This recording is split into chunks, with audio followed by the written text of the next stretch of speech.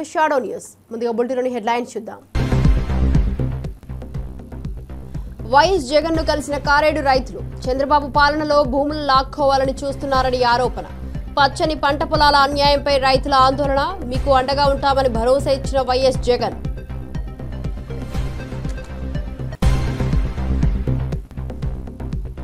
బండి సంజయ్ సంచలన వ్యాఖ్యలు, విద్యా వ్యవస్థపై ప్రశ్నలు. ప్రైవేట్ పాఠశాలలో ఉపాధ్యాయుల అర్హతపై బండి సంజయ్ వ్యాఖ్యలు, కనీసం డిగ్రీ కూడా లేని ఉపాధ్యాయులు ఉన్నారని కేంద్ర మంత్రి ఆందోళన.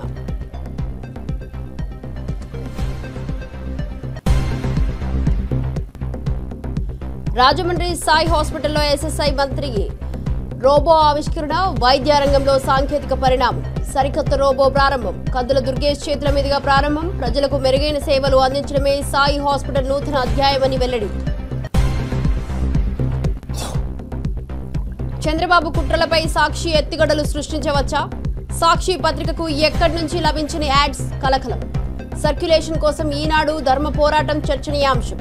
వైఎస్ జగన్ హయాంలో ఆర్థిక దెబ్బకు సాక్షి సమరం.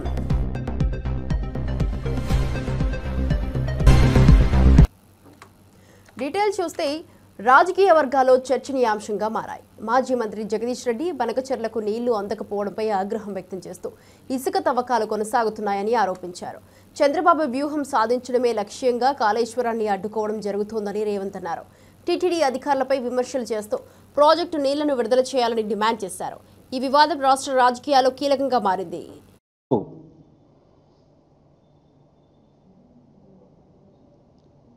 రేపొచ్చే కమిషన్ ఏదైతే ఉంటుందో ఆనాటికి మనం గోదావరిలో ఇప్పటికే మనకు హక్కుగా ఇచ్చిన జీవోల ద్వారా ఇచ్చిన 960 టీఎంసీల నీళ్ళని మేము ఆల్రెడీ వాడుకుంటున్నాం. పై వచ్చే నీళ్ళలో కూడా మాకు ఇంకా అక్కరుంది, కొత్తగా ప్రాజెక్టులు మొదలుపెట్టుకుంది అని చెప్పి మనం చెప్పాల్సిన దాన్ని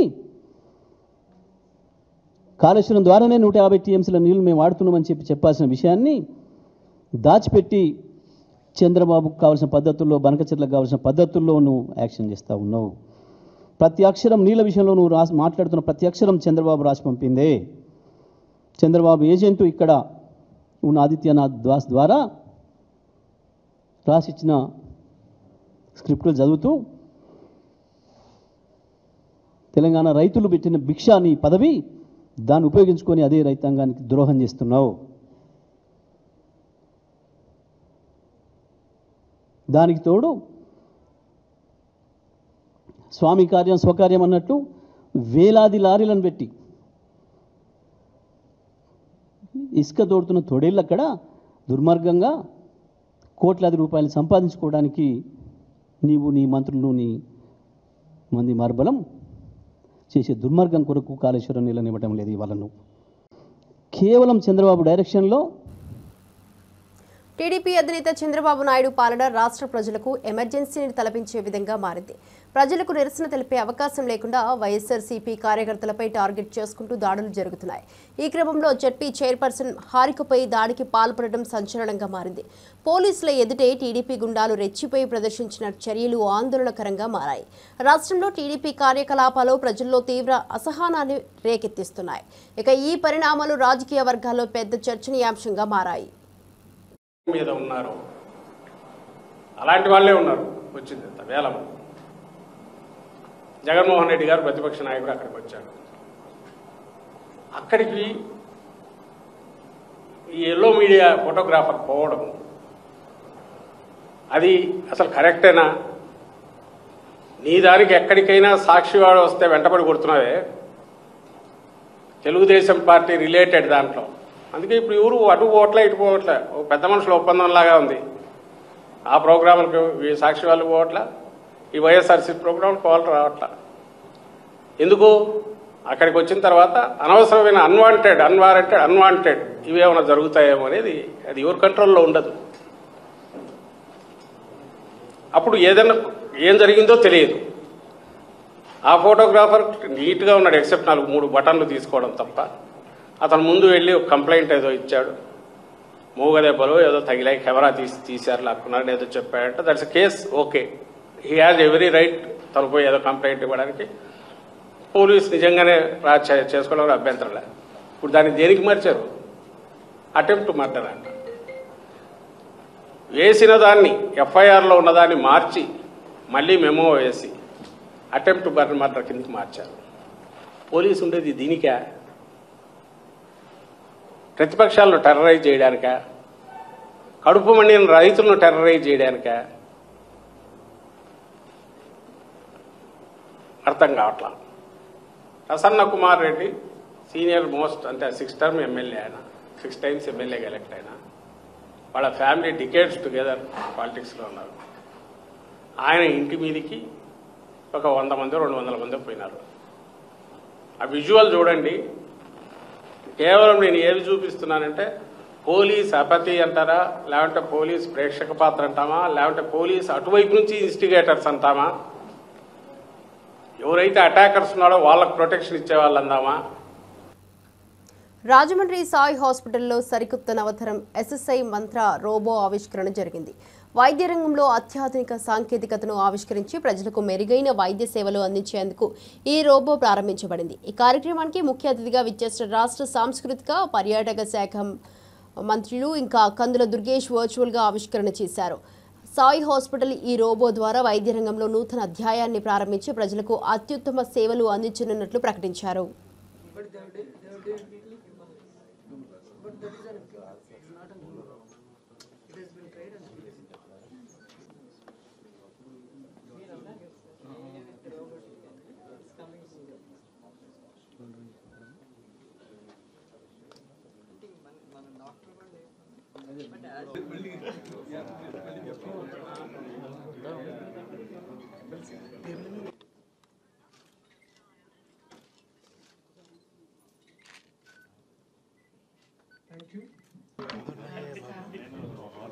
ఆహ్వానాన్ని మన్నించి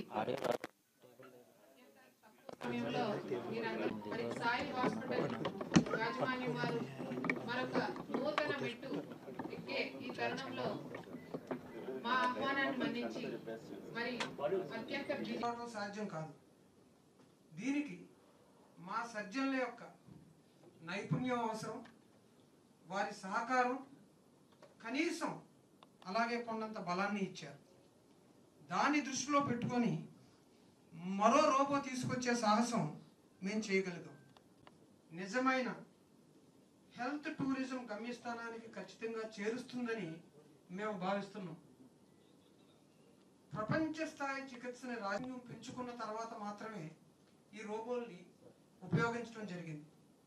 దీనికి వారు కనబర్చిన ఆసక్తి, వారు స్పెండ్ చేసిన టైం కూడా చాలా ఇంపార్టెంట్.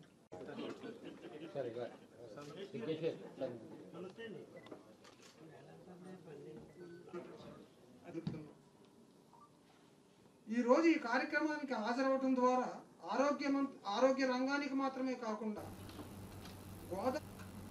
వైసీపీ ఎమ్మెల్సీ మొండితో కారుణ్ చేసిన సంచలన వ్యాఖ్యలపై నందిగామ పోలీస్ స్టేషన్లో ఫిర్యాదు నమోదైంది. తమ ప్రభుత్వం వచ్చిన 2 నెలల్లో తమ కార్యకర్తలను ఇబ్బందులు పెట్టిన వారిని తీవ్రంగా నరుకుతామని ఎమ్మెల్సీ అరుణ్ చేసిన వ్యాఖ్యలను ప్రజలు రెచ్చగొట్టాయి. ఇక కంచికచర్లలో జరిగిన బాబు షూరిటీ మోసం గ్యారంటీ కార్యక్రమంలో ఈ వ్యాఖ్యలు చేశారు. ఈ వ్యాఖ్యలపై చర్యలు తీసుకోవాలని ప్రజలు డిమాండ్ చేస్తున్నారు. వైసీపీ పార్టీకి ఈ వివాదం పెద్ద చిక్కుగా మారింది. ప్రజలను రెచ్చగొట్టే వ్యాఖ్యలు చేసినందుకు ఎమ్మెల్సీ అరుణ్పై చర్యలు తీసుకోవాలని ఫిర్యాదులో కోరారు. చివరికి చిన్న పిల్లలకి ఏదైతే బడిలో పాఠాలు చదువుకునే పిల్లలు ఏదైతే అన్నం తింటారో దాంట్లో కూడా అవి తినేశారు. ఈ సంవత్సర కాలంగా ఏమీ దొరకట్ల. కడుపు మంట, ప్రజల మీద కోపం, లాస్ట్కి మనుషులు అన్న విషయం కూడా మర్చిపోయి మృగాల కింద మారిపోయి రాష్ట్ర వ్యాప్తంగా సైకోల మాదిరి తిరుగుతున్నారు. నిన్న మాట్లాడతాడు ఎమ్మెల్సీ మొండితో కరుణ్ కుమార్, ఈసారి అధికారంలోకి వస్తాం, జగన్మోహన్ రావు చేసినా చేయకపోయినా, జగన్మోహన్ రెడ్డి చేసినా చేయకపోయినా నేను మాత్రం రప్ప నరుకుతా ఇళ్ళ దాకా వెళ్ళి అని. ఏం మృగంగా మారినవా? ఏమి మనిషి అన్న సంగతి మర్చిపోయినావా? ఎట్లా గెలుస్తావు ఈ నియోజకవర్గంలో? ఒక్క అవకాశం ఒక్కసారి ఇచ్చారు మిస్టర్ మొండితో కరుణ్ కుమార్ నీకు. మేము కూడా సవాల్ ఇస్తున్నాం. నువ్వు మగాడివే కదా. ఏమన్నావు ఆ రోజు నువ్వు? నందిగామ నియోజకవర్గంలో తంగిరాల సౌమ్య గారు గెలిచినా, రాష్ట్రంలో చంద్రబాబు గెలిచినా సరే నా ఎమ్మెల్సీ పదవికి రాజీనామా చేసి రాజకీయ సన్యాసం తీసుకొని ఈ నియోజకవర్గ ప్రజలకు క్షమాపణ చెప్పి ఇక్కడి నుంచి పారిపోతా అన్నావు. ఏమైంది నీ మగతనం? ఎందుకు మాట తప్పావు? ఎందుకు వడమ తిప్పావు? ఈరోజు చేతగాని వాడిలాగా మృగం మాదిరిగా మారి నేను నరుకుతా, ఇళ్లమ్మడి పడి తిరుగుతా. ఏం కట్టిపొడివా నువ్వు? చేతిలో గొడవలు పెట్టుకుని తిరుగుతున్నావా ఏమి నువ్వు, లేకుంటే పిచ్చెక్కి తిరుగుతున్నావా? మీ ఓటు లండన్ పోయి ట్రీట్మెంట్ తీసుకుంటాడు అప్పుడప్పుడు. ఈసారి ఆ ఫ్లైట్ లో నీకు కూడా పక్కన సీట్ బుక్ చేసుకో, ఆ లండన్ హాస్పిటల్ అడ్రస్ కనుక్కో, పో మందులు తెచ్చుకో, హ్యాపీగా వేసుకొని నిద్రపో. లేకుంటే నీ అన్న డాక్టరే కదా, నీ అన్నని అడుగు ఏ మందులు వేసుకుంటే ఏ పిచ్చి ఏ విధంగా తగ్గుద్దని నీ అన్నకు బాగా తెలిసి ఉంటుంది. నీ అన్నని అడిగా మందులు వాడు. ఈరోజు మనం ప్రజాస్వామ్యంలో ఉన్నాం, ప్రజల మధ్య బ్రతుకుతున్నాం అనే విషయాలను మరచి మళ్ళీ వస్తాం నరుకుతాం. ఏం నరికేదానికి నీకు అధికారం ఇవ్వాలా? ఎవడిస్తాడు నీకు అధికారం ఈ రాష్ట్రంలో? ఎవడిస్తాడు నీ అన్నకి ఈ రాష్ట్రంలో అధికారం? ఈ రోజు నీ అన్నని సొంత చెల్లి, జన్మనిచ్చిన చెల్లి ముఖం మీద కాండ్రించి చూపి బయటికి వెళ్ళిపోయారు. ఈరోజు నీ బ్రతుకేంది? ఇంకా ఈ నియోజకవర్గంలో ఈ సంవత్సర కాలంలో కనీసం తిరగలుగుతున్నావు ఏ గడపకైనా సరే? ఈ సంవత్సర కాలంలో కూటమి ప్రభుత్వంలో ఈరోజు తంగిరాల స్వామి గారికి ఎమ్మెల్యేగా ఉన్న ఈ సంవత్సర కాలంలో ఏ ఒక్క ప్రజానికో అయినా సరే రోడ్డు మీదకి వచ్చి మాకు ఇక్కడ అన్యాయం జరిగిందని మాట్లాడారా? లేదు కదా. ఏదో రీకాలింగ్ చంద్రబాబు అని మీ నాయకుడు ఒక ప్రోగ్రాం పెట్టాడు. నీకు నిజంగా దమ్ముంటే వెళ్ళు, ప్రతి గడపకి వెళ్ళు. ప్రజలు చెప్పించి కొడతారు నందిగామ నియోజకవర్గ ప్రజలందరూ కూడా. తల్లికి వందనం ఎంతమందికి పడిందో కనీసం నీ పార్టీ జెండా మోసి ఏదైతే నిన్న ఈ ప్రోగ్రామ్ లో కూర్చున్నారు, ఏదైతే నువ్వు నిన్న పిచ్చి కుక్కలాగా మాట్లాడుతుంటే అక్కడ చప్పట్లు కొడుతున్నారో అందులో. కేంద్ర మాజీ ప్రధాన ఎన్నికల అధికారి రాజీవ్ కుమార్ శ్రీశైలం మల్లన్న ఆలయాన్ని సందర్శించారు. ఆలయ మహాద్వారం వద్ద ఈవోఎం శ్రీనివాసరావు ఆధ్వర్యంలో రాజీవ్ కుమార్ కు ఘన స్వాగతం పలికారు. శ్రీశైలం స్వామి అమ్మవారిని దర్శించుకుని ప్రత్యేక పూజలు నిర్వహించిన రాజీవ్ కుమార్ ఆలయ ఆవరణలో ఆధ్యాత్మిక వాతావరణాన్ని ఆస్వాదించారు. ఈ సందర్శనతో రాజీవ్ కుమార్ భక్తుల మన్ననలను పొందారు. శ్రీశైలం ఆలయం అతిథులకు ఆత్మీయ స్వాగతం పలుకుతూ పూజా కార్యక్రమాలు నిర్వహించింది.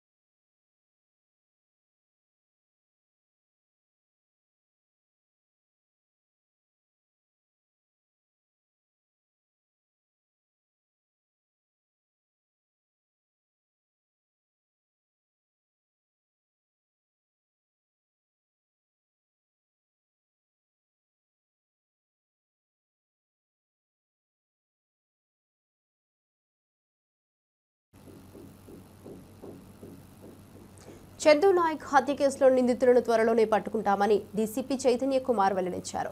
పరారీలో ఉన్న నిందితుల కోసం 10 ప్రత్యేక బృందాలు గాలింపు చర్యలు కొనసాగిస్తున్నాయి. ఇక స్పాట్లో దొరికిన బుల్లెట్ల పరిశీలనలో ఒకే వెపన్తో ఫైరింగ్ చేసినట్లు నిర్ధారణ అయింది. నిందితులు ఉపయోగించిన కారును గుర్తించామని డీసీపీ చెప్పారు. ఇక 2022లో జరిగిన ఓ హత్య కేసులో చందు నాయక్ నిందితుడిగా ఉన్న విషయం తెలిసిందే. పాత కక్షల కారణంగా హత్య జరిగిందా అనే కోణంలో దర్యాప్తు కొనసాగుతుంది డీసీపీ చైతన్య కుమార్ తెలిపారు.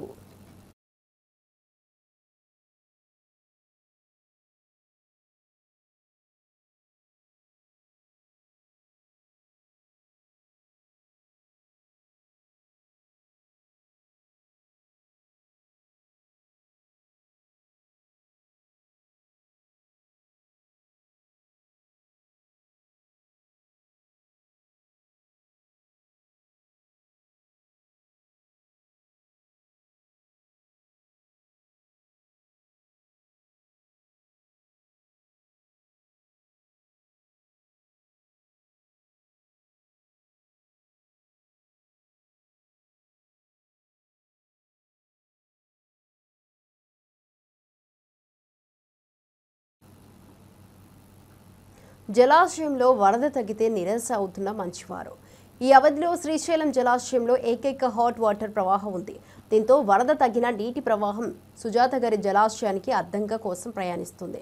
ఇది జలాశయం నిరమ్మన కార్యాలను గుర్తించడానికి ఒక ముఖ్యమైన వర్షం అయితే మళ్లీ వచ్చిన వాటర్ రిలీజ్ అవుతుంది. ఈ ప్రవాహం మూలంగా జల సందృష్టిని పెంచేందుకు కాదు, భూమిని కూర్చేందుకు కూడా ఉంది.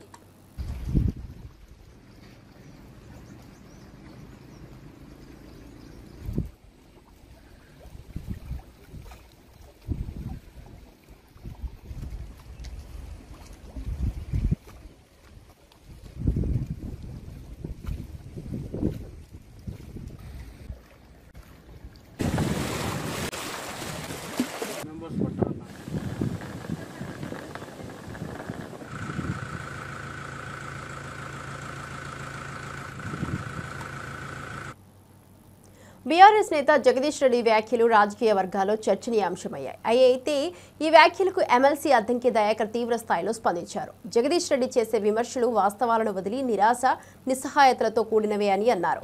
అంతేకాకుండా ఒక్క ప్రాజెక్టును కూడా పూర్తి చేయకుండా అబద్ధాలు చెబుతున్నారని నిప్పులు చెరిగారు.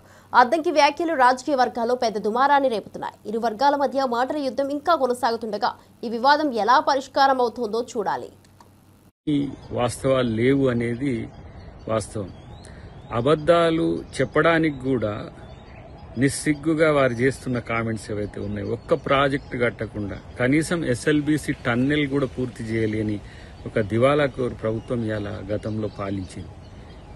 ఇలా రేవంత్ రెడ్డి గారు అంటున్న మాటలకు మహిళల నుంచి స్పందన రాలేదని, లేదంటే ప్రజల నుంచి స్పందన రాలేదని ఇలా అబద్ధాలు చెప్పే ప్రయత్నం చేస్తాడు. అక్కడున్న ప్రజల్ని అడిగితే తెలుస్తుంది ఏ విధంగా రెస్పాన్స్ వచ్చిందనే విషయం. అది పక్కన పెట్టండి. ఫస్ట్ రికార్డు స్థాయిలో పంట మీరు కట్టిన ప్రాజెక్టుల వల్ల వచ్చిందా? నాగార్జున సాగరో, శ్రీశైలమో, లేకపోతే ఏ ప్రాజెక్టుల వల్ల మీరు కట్టినాయో చెప్పండి. కాబట్టి మీ యొక్క అస్తిత్వం కోల్పోతున్న క్రమంలో ఏదో కేసీఆర్ను మెప్పించడానికో, లేకపోతే మిమ్మల్ని తిట్టినందుకు ఏదో దాన్ని నేను ఉన్నా అని చెప్పుకోవడానికి తప్పితే దాంట్లో ఏముంది మీ ప్రెస్ మీట్లో? కేవలం ఎలా కేసీఆర్ భజన పరుల యొక్క బాగు జరిగింది గత ప్రభుత్వంలో తప్పితే మరొకటి కాదు.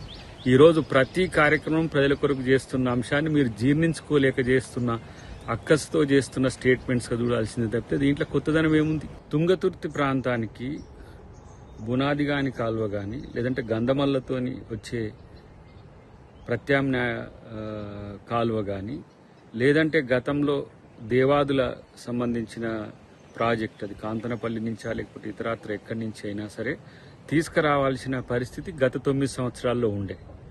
ఇప్పటి వరకు తుంగతుర్తికి సంబంధించి ఎస్ఆర్ఎస్పి ఫ్లడ్ ఫ్లో కెనాల్ నుంచి మిడ్ మానేరు నుంచి వచ్చే నీళ్లనే ఇలా ఎస్ఆర్ఎస్పి ఫేజ్ 2కి ఇచ్చి దాన్ని మేము తెచ్చినామని చెప్పి ఇన్ని రోజులు గఫాలు కొట్టుకున్న పరిస్థితి. ఈరోజు కాళేశ్వరం వల్లనే మొత్తం తుంగతుర్తి, సూర్యాపేట కాదు కోదాడ, హుజూర్ నగర్ వరకు కూడా పోయినామన్న నీళ్లు పెట్టినామన్న పరిస్థితి. కానీ వాస్తవానికి ఒక చుక్క నీళ్లు రాకున్నా ఈరోజు రికార్డు స్థాయి పంట వచ్చింది. చూసుకోండి నల్గొండ జిల్లాలో. కాబట్టి రాజకీయాలు కేవలము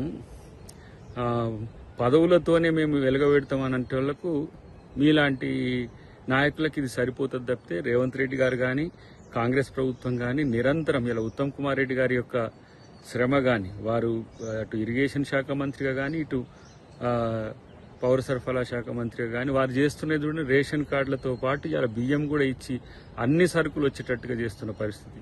ఇలా వారు ఇరిగేషన్ మంత్రిగా ఉండి చిన్న నీటి మధ్యతర పారుదలకు సంబంధించిన ప్రాజెక్టులకు డిజైన్ జరుగుతున్నది ఒకసారి చూసి తెలుసుకుంటే మంచిదని చెప్పి మిత్రునికి హితవు. ముఖ్యమంత్రి గారు అన్న స్టేట్మెంట్స్ కొంత. చేవెళ్ల నియోజకవర్గంలో రైతుల భూముల వివాదం మరింత ముదురుతోంది. రేవంత్ రెడ్డి ప్రభుత్వం ఎన్కపల్లి గ్రామంలోని సర్వే నెంబర్ 180లో ఉన్న 99.14 ఎకరాల భూమిని బలవంతంగా లాక్కునే ప్రయత్నం చేస్తోంది. ఈ చర్యలపై రైతులు ఆగ్రహంతో తిరగబడుతున్నారు. రైతులకు అండగా నిలిచిన రాజేంద్రనగర్ బీఆర్ఎస్ నాయుడు పట్లొల్ల కార్తిక్ రెడ్డిని పోలీసులు అడ్డుకొని అరెస్టు చేశారు. ఈ ఘటన రాజకీయ వర్గాల్లో సంచలనం రేపింది. ఇక భూముల కోసం రైతులు చేపట్టిన పోరాటం, ప్రభుత్వంపై నిరసన ఇంకా కొనసాగుతుండగా ఈ వివాదం ఎలా పరిష్కారం అవుతుందో వేచి చూడాలి.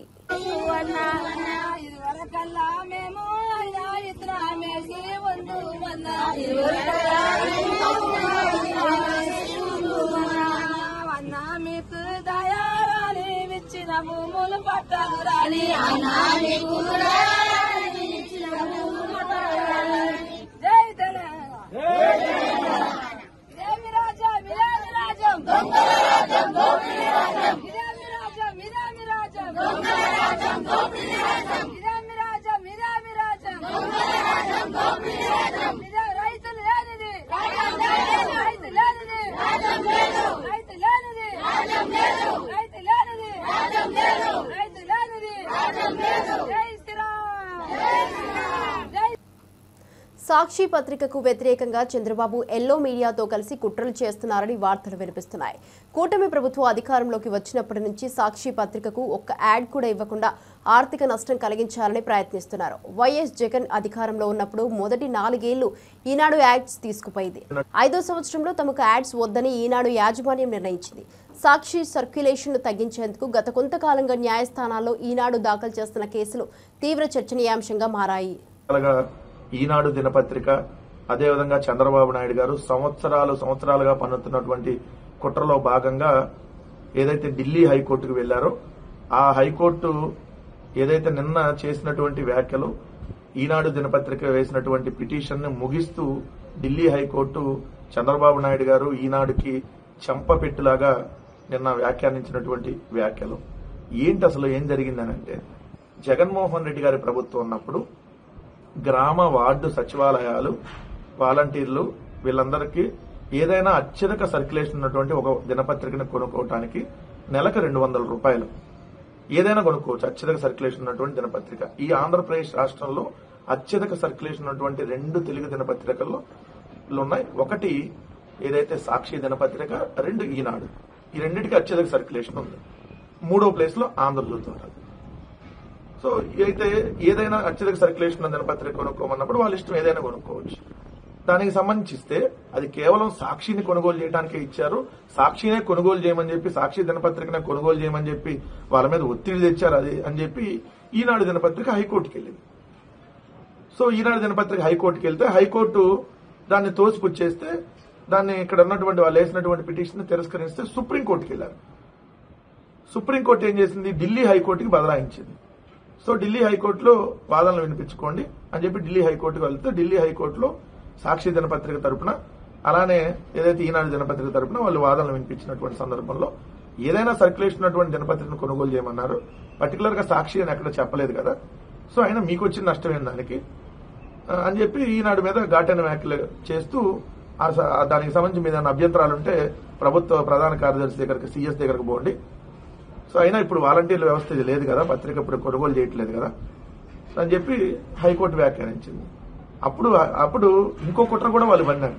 ఏమనంటే ఈ పత్రిక సంబంధించినటువంటి సర్క్యులేషన్ ఎంతెంత ఉందని చెప్పి ఏదైతే రిలీజ్ చేయాలో దానికి సంబంధించి కూడా ఈని పరిగణలోకి తీసుకోవద్దని చెప్పి వాళ్ళు అక్కడ ఢిల్లీలో ఏదైతే ఈ సర్క్యులేషన్ రాజీ చేసే వాళ్ళ దగ్గర కూడా వెళ్లి, సో వాళ్ళ దగ్గర కూడా ఈనాడు వెళ్ళి ఇప్పుడు ఈ కొనుగోలు చేసేటటువంటి పత్రికలు దీంట్లో పరిగణలోకి తీసుకోవద్దు, ఇవి కూడా కలిపితే సర్క్యులేషన్ వాళ్ళకి ఎక్కువైపోయిందని. కానీ వాస్తవంగా చూస్తే ఈనాడు గానీ ఆంధ్రజ్యోతి, ఈనాడు గానీ సాక్షి గానీ ఒకే విధమైనటువంటి సర్క్యులేషన్ ఉంది.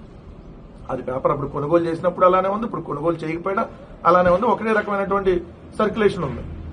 కానీ ఎంత కుట్రలు పండుతా ఉన్నారు ఇంకా సాక్షి మీద అంటే, ప్రభుత్వం వచ్చినటువంటి 13 నెలల కాలంలో ఒక్కటంటే ఒక్క ప్రభుత్వ యాడ్ సాక్షి దినపత్రిక ఇవ్వాల, ఒక్కటంటే ఒక ప్రభుత్వ యాడ్ ఇవ్వాల. మీరు చూస్తే వీళ్ళు ప్రభుత్వ యాడ్లు అత్యధిక సర్క్యులేషన్ ఉన్నటువంటి దినపత్రికలకు ఇవ్వాలి. That is the rule. Jaganmohan Reddy గారి ప్రభుత్వం ఉన్నప్పుడు ఈనాడుకి దినపత్రికకి యాడ్లు ఇచ్చింది 4 సంవత్సరాల పాటు. తర్వాత చివరి ఏడాదిలో వాళ్లే వద్దన్నారు ఈనాడు దినపత్రిక. ఎందుకంటే జగన్మోహన్ రెడ్డి గారు చేసినటువంటి మంచిది అక్కడ యాడ్లో ఫస్ట్ పేజ్ లో వేస్తే అందరికీ తెలిసిపోతుంది కాబట్టి ఈనాడు దినపత్రికలో వద్దని చివరి ఏడాది వాళ్లే వద్దనుకున్నారు. సో మేము ఎక్కడ కూడా ప్రతి ప్రభుత్వ యాడ్ని ఈ సాక్షికి ఎలా ఇచ్చారో అప్పుడు ఈనాడు కూడా అదే విధంగా ఇచ్చారు. కానీ ఇప్పుడు ఈనాడు, ఆంధ్రజ్యోతి, ఏదైతే ప్రజాశక్తి, ఒక రోజు ఏంటంటే వార్త, ఇంకా ఏదైతే అన్ని చిన్న చిన్న దినపత్రికలు కూడా యాడ్లు ఇస్తున్నారు. కానీ సాక్షికి మాత్రం 13 నెలల కాలంలో ఒక్క యాడ్ ఇవ్వాలి. సో ఎంత దుర్మార్గంగా వాళ్ళు వ్యవహరిస్తున్నారో ఒకసారి చూడండి. ప్రభుత్వానికి సంబంధించినటువంటి యాడ్లు. ఎమ్మెల్సీ తీన్మార్ మల్లన్న చేసిన వ్యాఖ్యలు రాజకీయ వర్గాల్లో సంచలనంగా మారాయి. ఎమ్మెల్సీ కవిత కాంగ్రెస్ లో చేరేందుకు రంగం సిద్ధమవుతోందని ఆయన ఆరోపించారు. హైదరాబాద్ పిజ్జాదిగూడలోని తన ఛానల్ కార్యాలయంలో మాట్లాడుతూ బీసీలకు 42% రిజర్వేషన్లను పక్కదోవ పట్టించేందుకు కొందరు కవితతో కలిసి నాటకాలు ఆడుతున్నారని అన్నారు.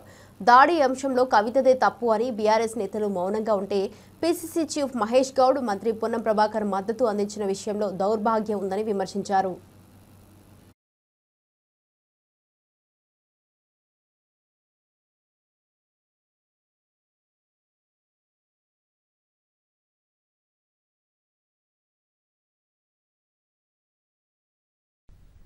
మొన్న 3 మంత్రులు ప్రమాణ స్వీకారం చేసినటువంటి సందర్భంలో కల్వకుంట్ల కవిత గారు కూడా ప్రమాణ స్వీకారం చేయాల్సి ఉండే, అవునా కాదా? కాంగ్రెస్ పార్టీలో కల్వకుంట్ల కవిత గారు జైన్ కావడానికి రంగం సిద్ధమైండే.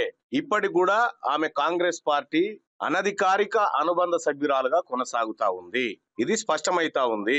లేకుంటే 42% రిజర్వేషన్ ఆర్డినెన్స్ వ్యవహారం ఏదైతే ఉందో అది తేలక ముందుకే, అది పట్టాలెక్కక ముందుకే ఈమె సంబరాల కార్యక్రమాలు చేసుకోవడము, అటు ప్రభుత్వం ఈమెకు మద్దతుగా నిలబడము, ఇవన్నీ చూస్తా ఉంటే కల్వకుంట్ల కవిత గారు కాంగ్రెస్ పార్టీతో మిలాఖాత్ అయిన విషయం స్పష్టంగా అర్థమైతా ఉంది.